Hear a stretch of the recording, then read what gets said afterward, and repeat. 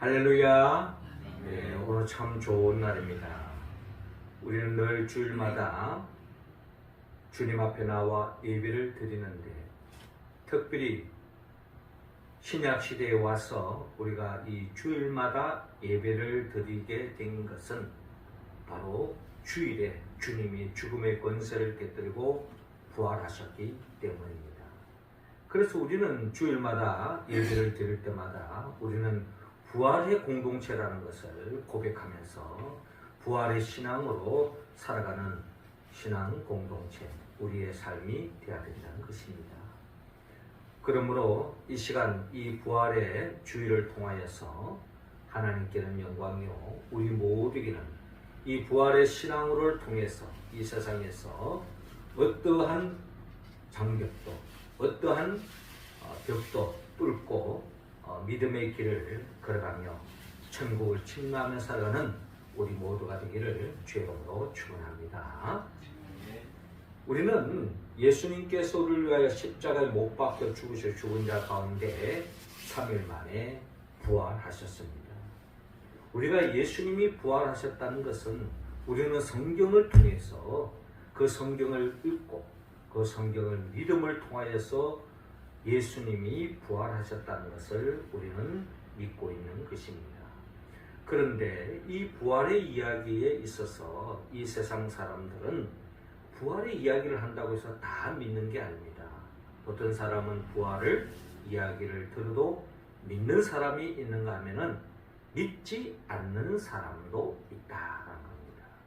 특별히 우리가 오늘 성경에 보면은 예수님의 12 제자 중에 특별히 도마는 예수님을 직접 만나보지 못하고 또 이야기만 들어서는 나는 믿을 수 없다 라고 이야기하지 않습니까?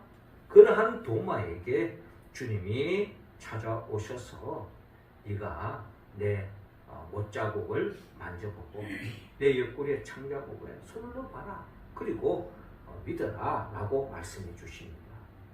결국 도마는 주님의 그 은혜로 부활의 주님을 만남을 통하여 또 옆구리에 손을 넣어보고 그 손 못자국에 손을 넣어 만지면서 부활의 주님을 뒤늦게 믿게 되었습니다. 그때 주님이 하신 말씀이 너는 나를 본 거로 믿느냐? 보지 않고 믿는 자는 복되도다 라고 주님이 말씀하셨습니다. 자, 주님이 이런 말씀하신 이유가 있어요. 주님이 육신의 몸으로 이 땅에 살아있는 동안에는 이처럼 주님의 은혜를 베푸셔서 제자들을 찾아가 주심으로 인하여서 부활의 주님을 직접 만나보고 부활의 주님을 믿게 되었지만, 주님이 이제 십자가에 못 박아 죽으시고 부활한 성천한 이후에는 그 육신의 몸으로 오신 그 주님을 만날 수 있는 사람은 아무도 없다는 거예요. 그러므로 그 부활의 주님을 믿는 자들, 보지 않고도 믿는 자가 복되도다. 누구를 염두하고 한 말씀인가 하니 결국 우리를 염두에 두고 하신 말씀이라는 겁니다. 그렇죠? 우리가 지금 부활의 주님을 믿는 사람 중에 나는 부활의 주님을 직접 만났다 라고 하는 사람은 우리 가운데 아무도 없을 것입니다. 그럼에도 불구하고 성경을 통하여 부활을 알게 되어지고 그리고 하나님의 말씀을 통하여 그 부활을 믿게 된 것은 이것은 축복 중에 축복이요 은혜 중에 은혜다라는 겁니다. 자, 그렇다면 오늘 성경의 본문은 주님께서 이 부활의 주님을 직접 만나보지도 않았지만 그럼에도 불구하고 믿는 자들에게 구체적으로 어떤 복이 있을까 하는 것을 오늘 본문을 통하여 우리가 그 복은 이루 말할 수 없지만 몇 가지 주님이 우리에게 주고는 부활을 보지 않고도 부활의 주님을 믿는 자들이 누리는 복이 뭔가를 오늘 본문을 통하여 우리가 다시 한 번 더 헤아리 보고 또 이 말씀을 통하여 우리 생활 속에 이 말씀의 복을 누릴 수 있기를 또한 주의 이름으로 축원합니다. 먼저 주님은 오늘 본문의 말씀을 통하여서 특별히 19절에 평강의 복을 준다고 말씀하고 있습니다. 19절 말씀 우리 같이 한번 읽어봅시다. 시작. 이날 곧 안식 후 첫날 저녁 때에 제자들이 유대인들을 두려워하여 모인 곳에 문들을 닫았더니 예수께서 오사 가운데 서서 이르시되 너희에게 평강이 있을지어다. 아멘. 자, 오늘 본문 19절을 보면요, 이날 곧 안식 후 첫날 저녁 때에 제자들이 유대인들을 두려워하여 모인 곳에 문들을 닫았더니, 자, 이 제자들이 유대인들로 인하여 두려움에 떨고 있고 문을 꼭 닫고 두려움에 떨고 있는 제자들을 우리는 본문을 통하여 먼저 볼 수가 있습니다. 왜 이렇게 했을까요? 예수님의 십자가에 못 박혀 죽었습니다. 그리고 무덤이 훼손되어 있었고 빈 무덤이었고, 이런 가운데 부활의 주님을 보지 못했는데, 막달라 마리아의 이야기에 의하면 주님이 부활하셨고 부활하신 주님을 만났다고 이야기하니 나름대로 믿기지 않는 이야기가 전달되어지고, 또 예수님이 죽었기 때문에 이들은 불안에 있었던 이유는 이들 또한 예수님처럼, 예수를 따랐던 우리들도 예수님처럼 잡아 죽이지 않을까 하는 죽음에 대한 공포, 두려움 또한 없지 않아 있었다는 것입니다. 그래서 유대인들을 두려워하여 모인 곳에 문들을 닫았는데, 그곳에 예수께서 오사 가운데 서서 이르시되 너희에게 평강이 있을지어다 라고 말씀합니다. 두려움이 뜨는 자들에게 가장 큰 복이 있다면 그것은 두려움을 몰아내는 참 평강이 임할 때에 우리는 두려움에 뜨는 자에게 더 없는 복일 것입니다. 이 제자들에게 두려움이 사라지고 주님이 주시는 그 평강을 누리게 되는 것을 볼 수가 있습니다. 그러면서 주님께서 20절에 이 말씀을 하시고 손과 옆구리를 보이시니 제자들이 주를 보고 기뻐하더라. 이들이 기뻐하는 이유가 뭡니까? 아닌 게 아니라 막달라 마리아를 통해서 들었던 이야기처럼 주님의 부활하신 흙글을 본 게 아니고 직접 그 십자가에 못 박혀 죽으신 그 주님이 부활하셨다는 것을 그들은 확신할 수 있었고 믿을 수 있었고 알게 되었다는 겁니다. 그래서 더없이 기뻐했다. 두려움은 온데간데 없고 평안이 임하고 거기에 기쁨이 임했다. 부활의 주님을 만남으로써 얻을 수 있는 복이었다는 것입니다. 자, 그러면서 이 제자들이 평강을 누리게 되었다라는 것을 오늘 본문을 통하여 우리는 알 수가 있습니다.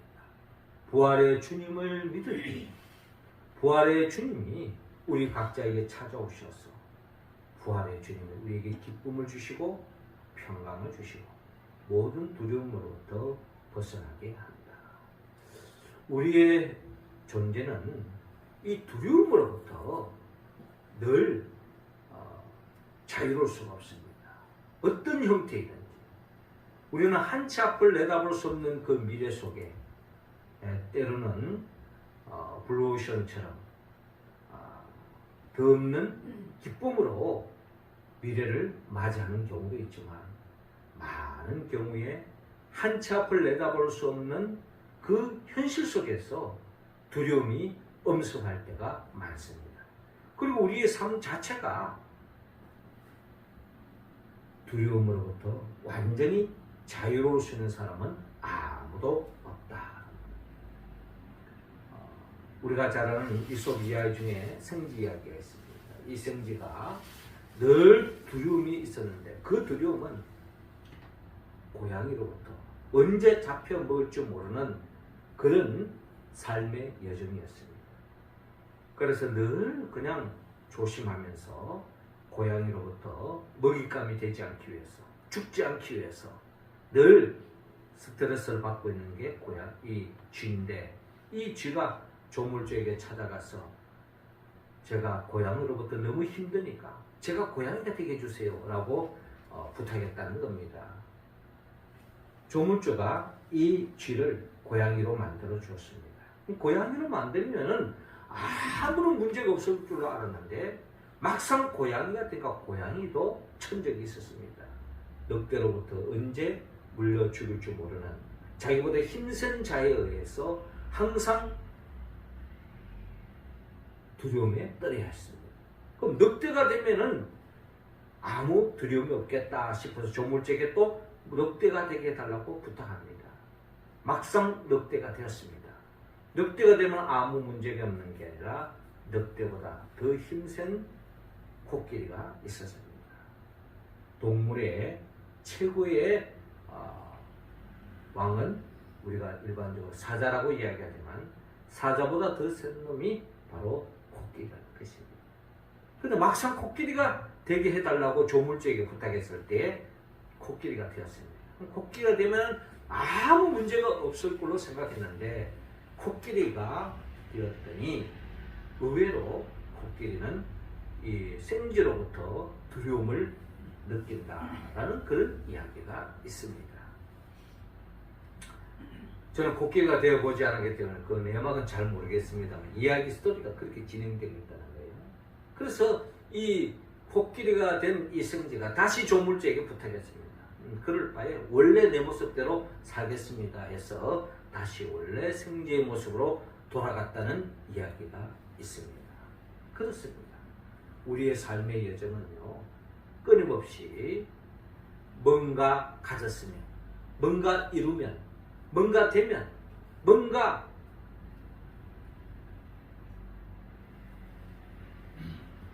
이루어지면 모든 문제가 해결될 것 같지만 그것을 이루고 나면 또 다른 문제가 우리의 삶 속에 든다.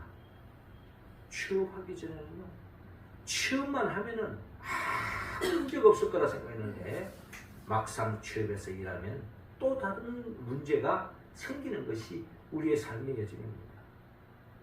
학창 시절에 입학하기 전에는 입학만 하면은 아무런 문제가 없겠다 싶었지만은 졸업하는 데는 나름대로 또 하나의 과정이 필요하다는 겁니다.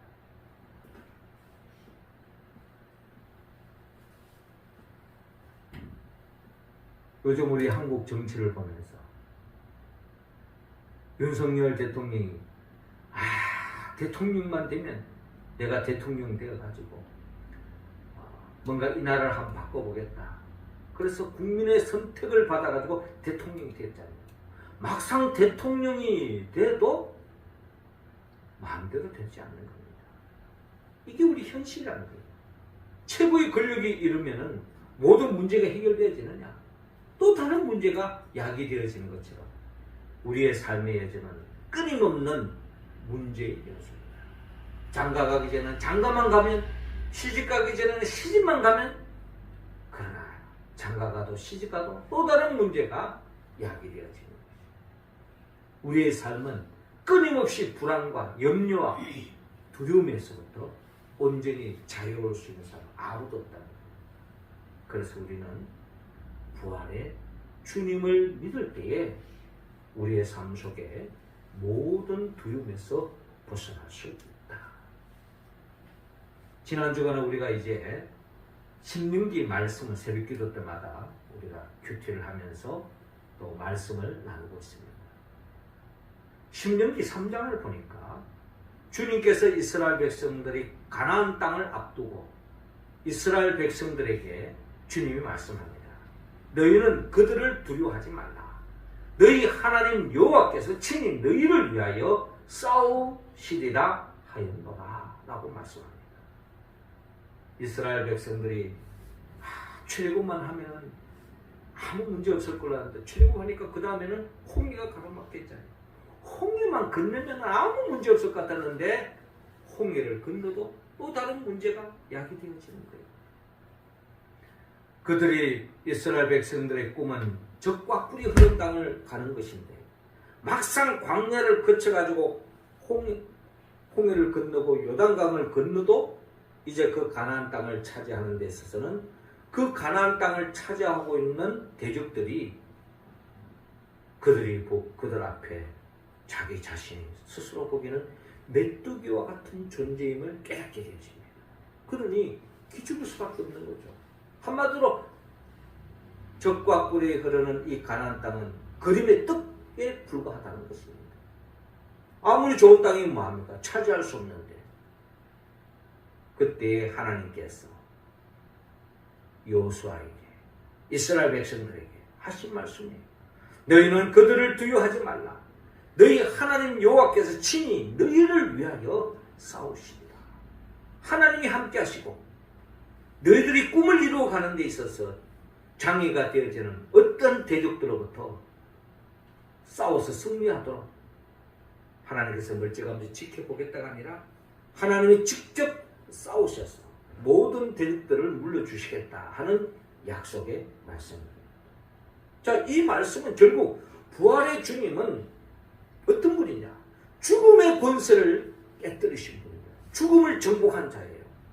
어떤 대적도 싸움에서 승리할 수 있는 그 부활의 주님을 믿을 때에 우리의 삶 속에 모든 대적들을 주님이 직접 싸워주신다. 우리가 그 믿음을 가져야 될 줄로 믿습니다. 그래서 시편 기자는 그 믿음으로 내가 사망의 엄청한 골짜기로 다닐지라도 해를 두려워하지 않을 것은 주께서 나와 함께 하십니다. 주의 지팡이와 막대기가 나를 안위하시리이다. 주님이 함께 할 때 모든 두려움부터 벗어날 수 있다. 부활의 주님을 믿을 때, 부활의 주님이 나와 함께 할 때에 우리는 진정 두려움에서부터, 염려에서부터, 걱정에서부터 벗어날 줄로 믿습니다. 지금 문제 해결됐다고 끝난 게 아니에요. 또 다른 문제가 야기됩니다. 그럼에도 불구하고 부활의 주님을 우리가 믿는다면 어떠한 장애물도 뚫고 나아갈 줄로 믿습니다. 우리가 주일마다 모일 때마다 그 믿음을 가지고 이 세상을 침노하고 승리하며 나아가는 우리 모두가 되기를 주의 이름으로 축원합니다. 주님은 이미 약속하셨어요. 요한복음 14장 27절에 평안을 너희에게 끼치노니 곧 나의 평안을 너희에게 주노라. 내가 너희에게 주는 것은 세상이 주는 것과 같지 아니하니 너희는 마음에 근심하지도 말고 두려워하지도 말라. 근심하지 말고 두려워하지 말라. 세상이 주는 평안, 세상이 주는 권력, 세상이 주는 우리에게 무슨 월급, 세상이 주는 우리에게 뭔가 운명적인 혜택 오래가지 않습니다. 또 다른 문제가 야기되는 거예요. 우리 어르신네들은 살면서 문제가 뭡니까? 밥 세끼 문제 해결되어주고 먹고 사는 게, 버릇고기 넘기는 게 우리 어른들의 꿈이었고 기도였고 살아가는 목적이었습니다. 자식들 밥 굶이지 않도록. 요즘 자녀들 밥 굶는 사람 있습니까?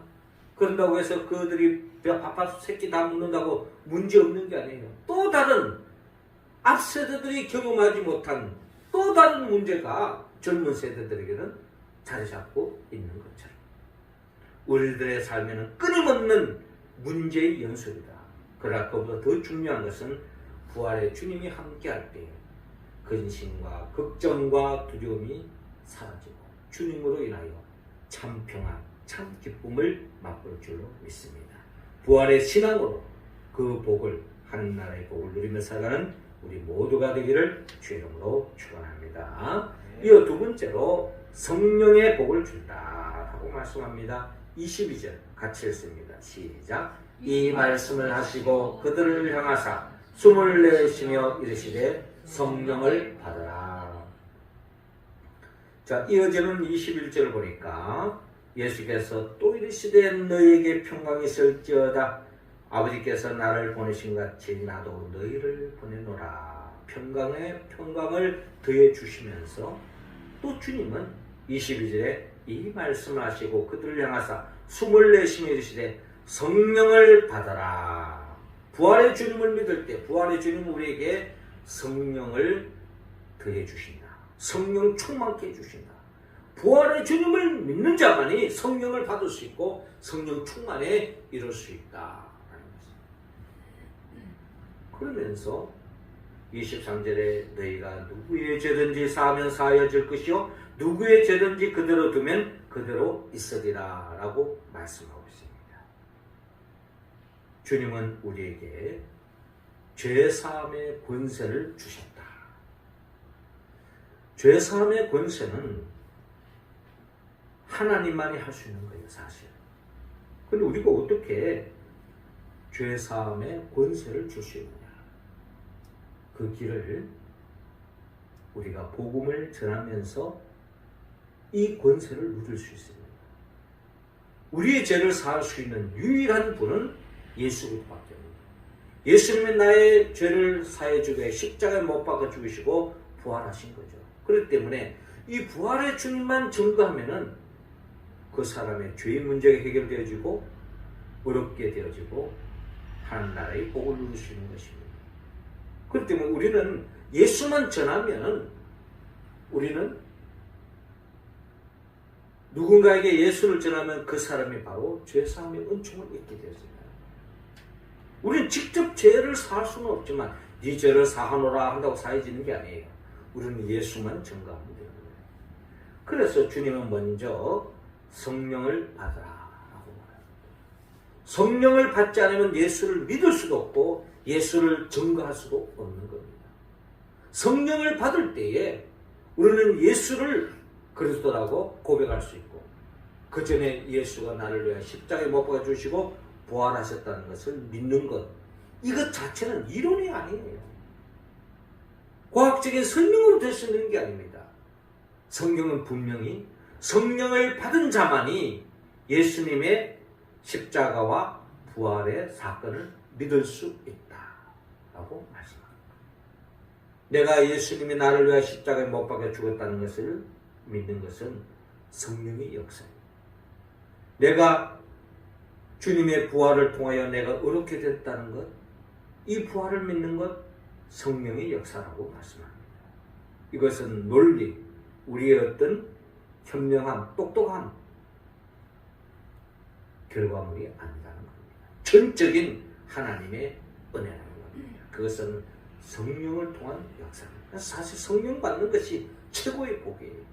이 성령을 받은 자만이 예수를 믿을 수 있고 예수를 전할 수 있고 이 예수를 전함으로 인하여 그 사람의 죄의 문제가 해결됐다. 죄의 문제가 해결됐다는 것은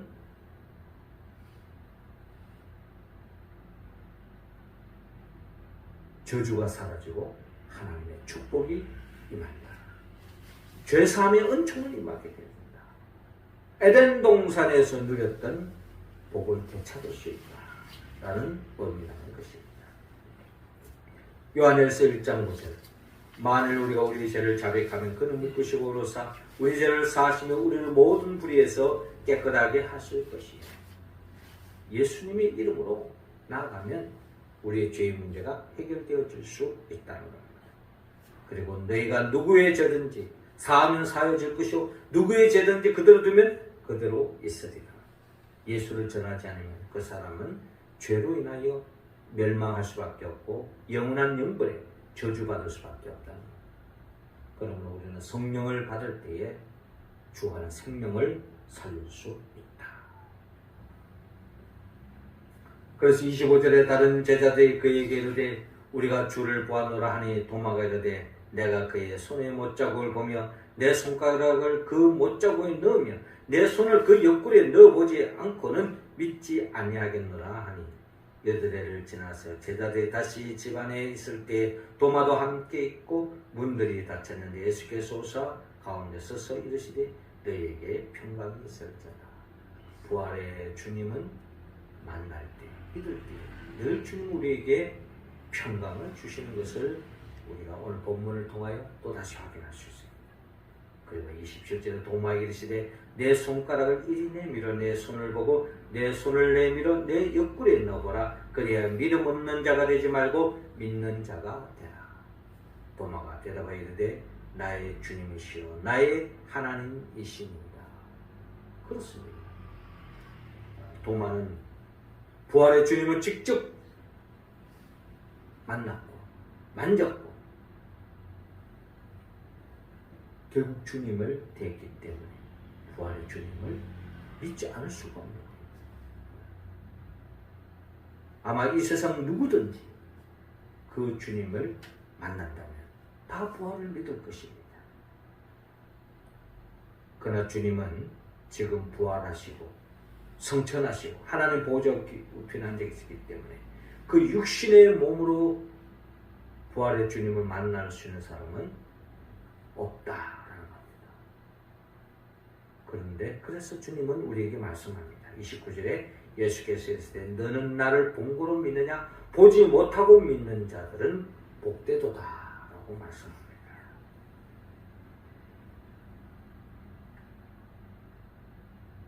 그렇습니다. 부활의 주님을 보지 않고 믿는 자, 우리 모두는 이미 그 복을 받았습니다. 평강의 복을 받았고 성령의 복을 받았습니다. 그리고 마지막으로 세 번째로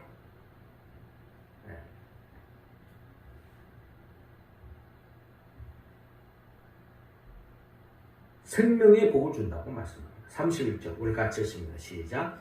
오직 이것을 기록함은 너희로 예수께서 하나님의 아들 그리스도이심을 믿게 하려 함이요 또 너희로 믿고 그 이름을 힘입어 생명을 얻게 하려 함이라. 아멘.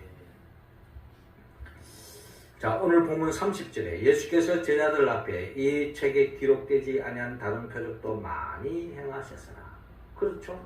성경에 기록된 것은 예수님의 행적을 다 기록한 게 아닙니다. 중요한 부분적인 걸 해놓은 거죠. 그러나 빼놓을 수 없는 것은 예수님의 사역의 모든 초점은 십자가 사건과 부활의 사건에 초점을 맞추고 있다. 그래서 31절 오직 이것을 기록하며 너희로 예수께서 하나님의 아들 그리스도이심을 믿게 하려 하며 또 너희로 믿고 그 이름을 힘입어 생명을 얻게 하려 함이라. 부활의 주님을 믿을 때에, 나를 위하여 십자가에 못 박아 죽으시고 부활하신 주님 믿을 때에 우리는 생명을 얻게 된다. 생명을 얻게 된다. 이 생명의 의미는 무엇인가? 이 생명의 의미, 여러분, 이 봄날에는 꽃들이 피어납니다. 화창한 꽃이 피어나죠. 그런데 성경은 이 꽃에 대해서 이런 말씀합니다. 우리 인생은 풀의 꽃과 같다. 이런 말씀을 하는 이유는 이 꽃이 화려하게 피고 있지만 이 꽃 중에는 두 종류의 꽃이 있어요. 한마디로 때가 되면 이제 떨어져 버리는, 그래서 한 줌의 흙으로 돌아가는 꽃잎이 있는가 하면은 꽃은 떨어졌지만 거기에 열매를 맺게 하는 꽃도 있다. 그렇죠? 그냥 꽃으로 피어서 꽃으로 지는 꽃이 있는가 하면은 그 꽃으로 피어져 가지고 열매로 나아가는 꽃도 있다는 겁니다. 이 세상 사람 모든 인생은 어떻게 보면 풀의 꽃과 같다고 했는데 나름대로 다 꽃과 같은 시절이 있습니다. 화창하게 피는, 꿈도 피고 건강도 피고 모든 환경도 피어지는 아름다운 꽃과 같은 그런 인생의 여정이 있습니다. 그러나 그 인생의 꽃으로 영원히 머물러 있는 게 아닙니다.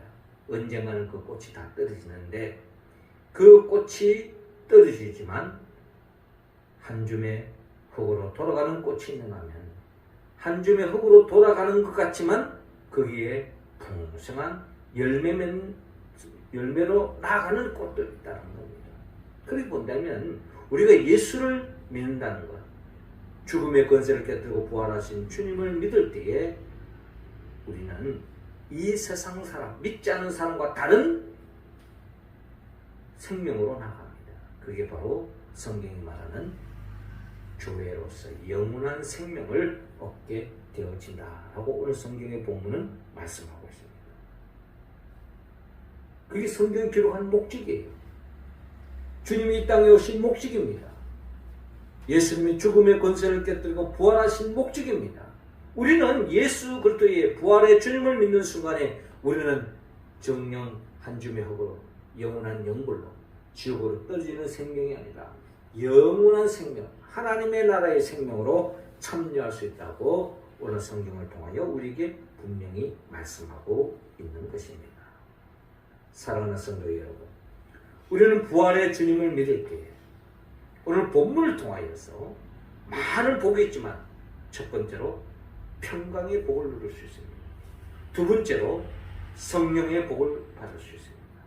부활의 주님을 믿을 때 우리는 생명의 복을 이미 받은 줄로 믿습니다. 자, 이 말씀이 우리의 삶 속에 살아 역사하고 이 말씀으로 인하여 우리의 삶 속에 그 어떤 어둠의 권세와의 싸움을 승리하기 위해서는 성령의 도움을 받아야 합니다. 나를 위하여 십자가에 못 박혀 죽으시고 부활하신 그 예수 그리스도의 영 보혜사 성령의 도움을 받았어. 부활의 주님을 믿음으로 한마디로 평강의 복, 성령의 복, 생명의 복을 일상 속에서 받아 누리며 살아가는 우리 모두가 되길 주의 이름으로 축원합니다. 기도드리겠습니다. 하늘에 계신 우리 아버지, 이 시간 우리 각자 한 사람 한 사람에게 성령의 기름을 부어 주옵소서. 그리하여 우리 모두가 부활의 주님을 보지 않고도 믿음으로 인하여서 부활의 주님이 주시는 그 평강, 그 성령, 그 생명 충만히 받아서 일상 속에서 모든 두려움, 염려, 걱정을 몰아내고 또한